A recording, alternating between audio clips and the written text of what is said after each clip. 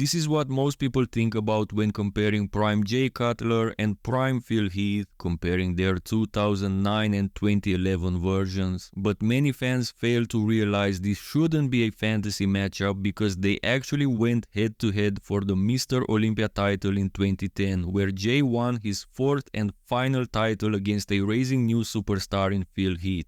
Mr. Olympia 2010 is actually the show where we witnessed two of the greatest bodybuilders of all time, in their prime, going against each other on stage.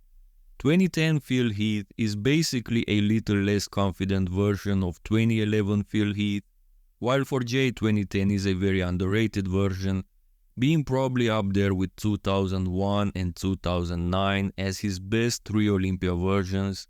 The question of this video is, should Phil have beaten Jay at this show? If so, he would be an 8-time Mr. Olympia and Jay only 3 times.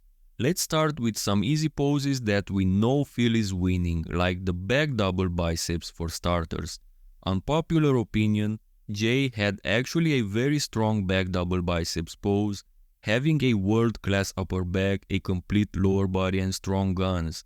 He would win this pose against the majority of top Olympians in history, but Phil Heath is in that distinct category of the top 3 backs of all time, together with Ronnie and Dorian, so unless you're one of these two, Phil would always win this pose, for obvious reasons.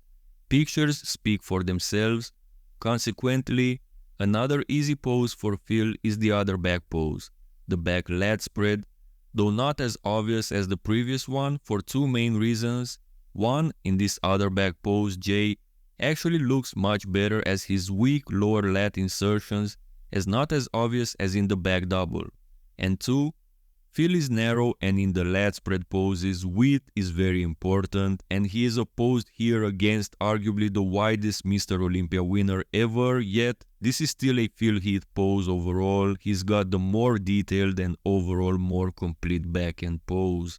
One other pose where I feel like there's no controversy in awarding Phil an obvious win is the most muscular.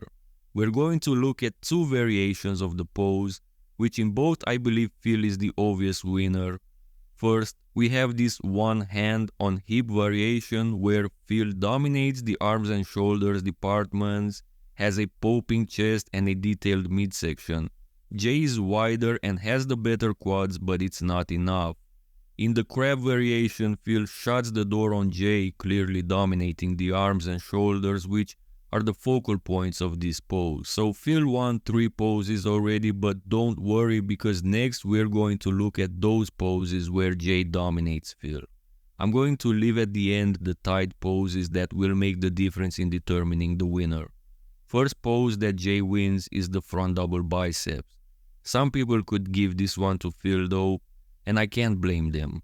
He's got some of the most complete arms of all time, and here, still early on in his career, he had a tremendous taper and an awesome midsection. However, Jay is quite underrated in this pose. While his guns overall don't match up Phil's, he's got some impressive peaky biceps. His V-taper is superior to Phil's.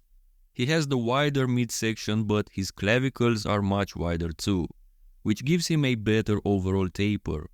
His sunken midsection gives this pose a nice touch as well. Downstairs, he's got arguably the best quads of all time. Indeed, we have to mention the quad imbalance, but he hides that very well with posing, I think.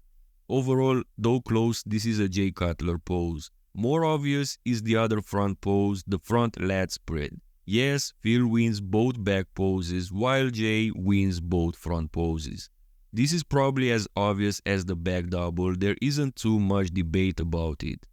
Phil is simply too narrow and too arm dominant to pull out a decent pose, especially against Jay Cutler. So another win for the cut above the rest. Another pose that I think can go to Jay is actually the third front pose, the abs and thighs. So aside for the most muscular, Jay beats Phil in the front poses, so you guessed it, the 2 side poses will decide the winner of this comparison. But first, let's discuss this pose a bit. Yes, Jay has a wide midsection and his abs are unsymmetrical. However, his abs are more detailed than Phil's, and Phil's abs have never had a good shape. I mean, yes, his waist is small and his abs are detailed, but they're less aesthetic than Jay's.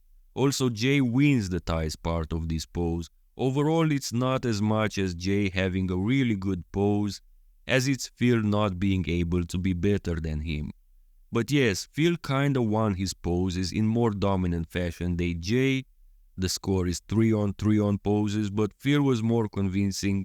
We are left with the two side poses. First, the side chest. By the looks of it, this could be included in the ones Phil wins, as he beats Jay both upper body with more roundness through the guns and more chest pop.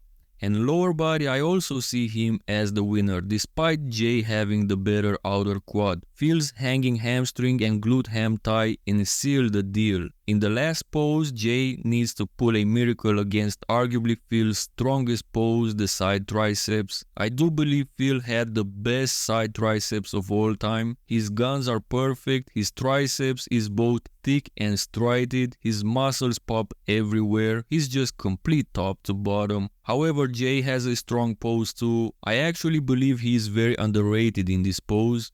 His triceps is thick and separated, his midsection is detailed, and from the side you can see the width. Downstairs, we can see again that his right leg is not as impressive as his left one.